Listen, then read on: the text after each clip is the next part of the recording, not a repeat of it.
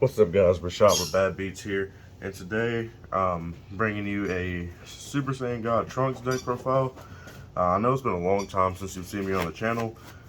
Um, I had quit playing the game for a good little while here, and so I just got back in, and this is the deck that I got to get back into the game. So this is a new deck from set 16. So what the Trunks leader does on the front is you warp a black card from your hand, draw two. Here's Awaken. Well, if you have 5 or more black sands on the warp, or 4 less life, you untap one, draw one, and flip him over. He's got blocker on the back. He's got an auto. If your unison is attacked, you switch him to active mode. That's once per turn.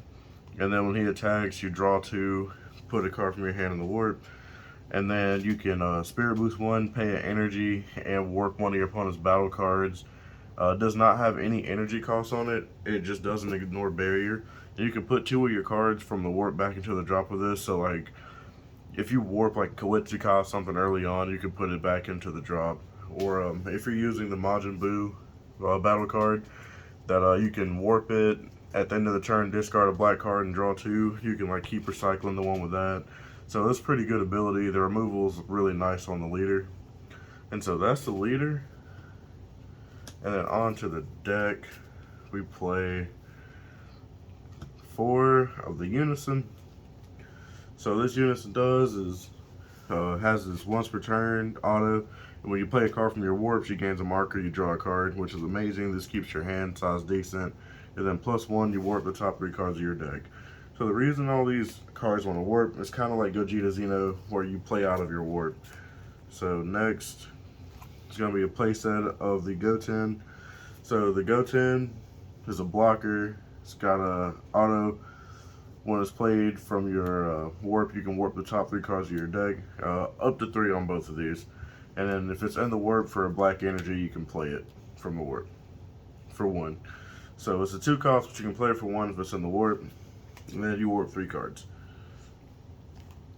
This Goten does the same exact thing, except it has Activate Battle, Spirit Boost 1, and he gets critical instead of being a blocker.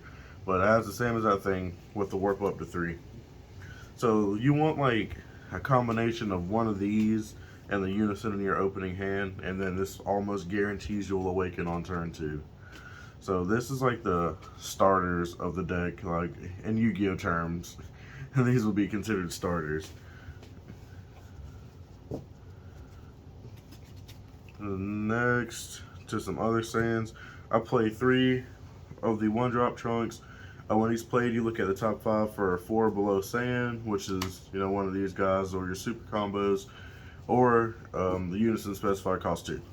So you either get, this is just extra search for your starters, and you want a bunch of black Saiyans in your deck so that you can get your early awaken. Next, I play 2 copies of the big SS3 Trunks.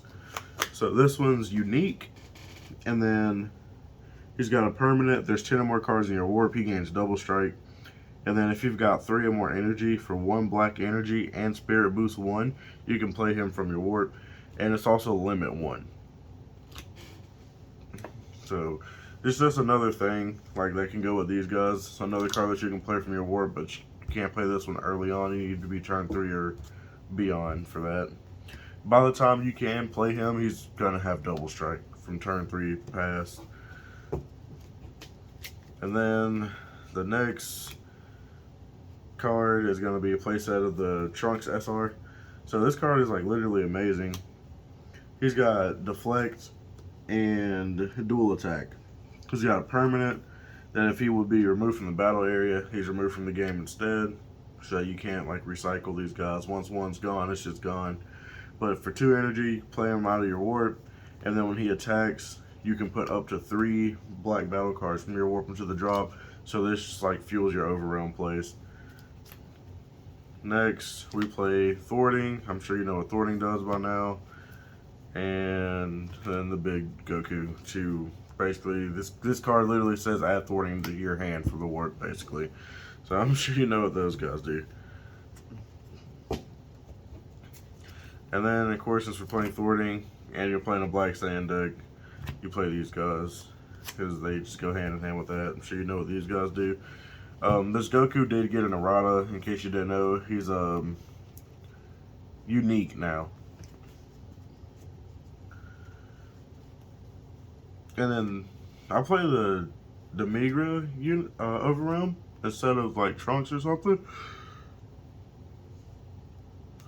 Excuse me. This is like super late. It's 1 o'clock in the morning. I'm recording this.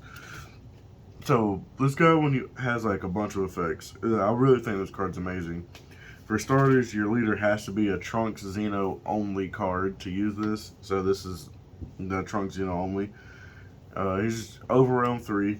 If you play a card from your warp while he's on the field, he gains Wormhole, so that gives you another overrealm.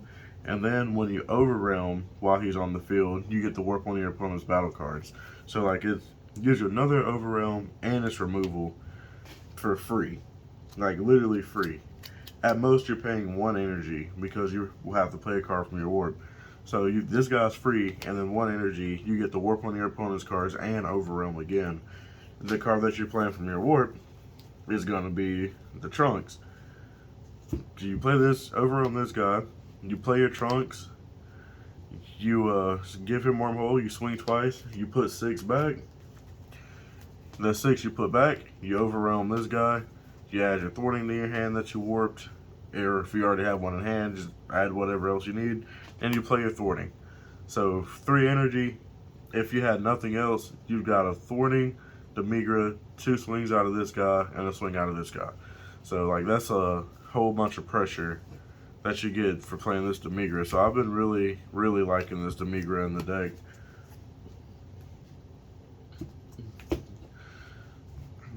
And then also played 2 fighting against Fate and a Brainwash. So Brainwash is a black sand, so it goes in with the theme of the deck, and it's just a really good card.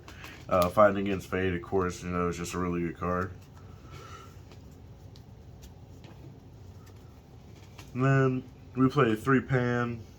I've been testing this deck a lot lately, and Pan has never been good for me a single time. It's been counterplayed, or countered, or like counterplayed to where I then get the auto. Every single time I've attempted to play it, you still have to warp a card from your hand. So like this card has been -2 for me every time I've played it. It also doesn't negate the attack that you use it on. It's just counter attack, play this card. So it doesn't even negate the attack. And then like so far, literally it has not hit the board for me. So like it's just felt really bad, but it is a black sand, so it doesn't hurt to keep it in the deck. Then I play 2 Kai, 2 Koitsukai. So you can normally have this live on turn 1. You wouldn't have the energy to play it on turn 1, but it's live from turn 1 onwards. As long as you open up with one of those starters that we were talking about at the beginning, because you warp them with your leader, and then use the energy you charge for turn and play them in warp 3, so you've got the cards in the warp to use to Kai. So this is really good at stopping multiple attacks at once. Koitsukai is good against decks that like to play on your turn. So you just play 2 and 2 of each of those. Play 1 Champa, Just Champa signed by Giancarlo. It's a symbol of our friendship. So that's why I specifically use this one. But it's you can be extremely aggro in this deck, so we play Champa. The secret I played was Robelu. I don't have one of the new Kais yet, but I would probably get the new Kai that came out in 6.16 and use that. But this card hasn't felt bad in testing either. It's done pretty good. And 4 Vegeta super combos because they work with thwarting, and it's just the best black super combo. And then we got 3 Support of the Dark Empire as a hard negate to go with the Kai. So I'm super glad Black finally got this, as this has been super helpful to be able to negate for no energy and play a blocker. This stops 2 attacks in 1. So this has been like amazing, and we definitely needed this for Black. And then last 2 cards, 2 Super Kamehameha, because once again playing a black deck, and this helps a lot. Like this card is amazing. It stops floodgates and things of that nature. If you're playing against any other aggro deck, then it normally can stop. Like majority of the battle cards in aggro decks aren't like very high energy cost cards, so like it helps against stuff like that too. Alright, and that is 60 cards. I was playing the deck at 50, and me and Juha sat down, worked out the list together, and we both agreed that you just can't play the deck at 50. By turn like 3, I was only having like 10 cards in my deck, and then it kind of like puts you on the clock. You're like, oh, I need to like try to hurry up and rush this game because like I'm about to deck out. And so like didn't want to do that, so we just decided we're just play a deck at above 50. So that's what we did. So it's a 60 card deck, but it's a pretty consistent. Majority of your cards kind of do the same thing. The only thing is it's a little bit harder to like guarantee a unison in your first hand playing 60 cards, but it's normally not that bad. Majority of games I've played, I've had the unison in my hand, or at least the one drop guy that searches for it so that you can get it by turn 2. And then within the first 2 turns of the game, you draw 4 cards with your leader anyway. So it's not like the end of the world. So it's definitely not bad. So I'll be uploading a gameplay video of this deck, showing off like how aggressive it can be a little bit later on too. But that was the deck profile, guys. I appreciate you watching, and we'll be back with some more content.